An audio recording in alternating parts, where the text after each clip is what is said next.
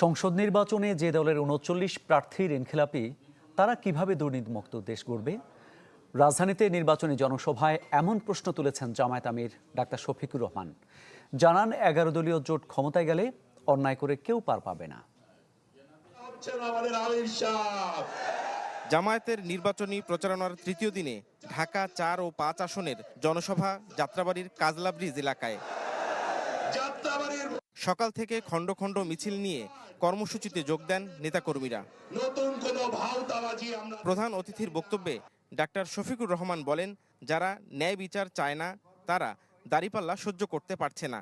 জানান, জামাত ক্ষমতায় গেলে অন্যায় করে কেউ পার পাবে না।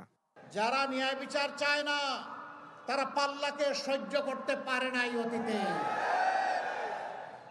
কারণ পাল্লা যদি বিজয়ী হয়, সমাজে ন্যায় বিচার প্রতিষ্ঠিত হবে। তখন তাদের কোনো ধরনের ভেলকিবাজি, ধান্দাবাজি এগুলা চলবে না।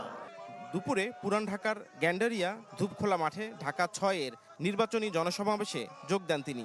বলেন, ঋণ খেলাফি করেও যারা প্রার্থী হয়েছেন তাদের মুখে দুর্নীতিমুক্ত বাংলাদেশ গড়ার প্রতিশ্রুতি হাস্যকর। তাদের হাতে দেশ আসলে তারা নাকি দুর্নীতি নিয়ন্ত্রণ করবেন। যাদের সংসদ সদস্য ৩৯ জন গুরুতর ঋণ খেলাপি, কায়দা করে তাদেরকে বানানো হয়েছে ক্যান্ডিডেট, তারা বাংলাদেশের মানুষকে দুর্নীতিমুক্ত করবে না। অনুষ্ঠানে বক্তব্য দেন ১০ দলের শীর্ষ নেতারাও।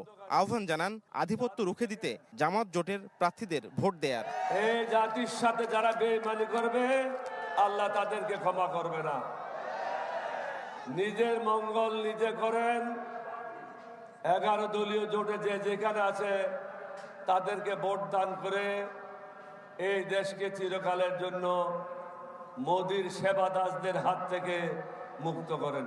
তারা নির্বাচিত হলে সব দেশের সাথে বন্ধুত্বপূর্ণ সম্পর্ক রাখবে, তবে অভ্যন্তরীণ বিষয়ে কোনো দেশের হস্তক্ষেপ সহ্য করা হবে না। সম্মানিত পিতাগণ এবং ড্রেস। নাফিউল ইসলাম লিংকন, চ্যানেল 24, ঢাকা।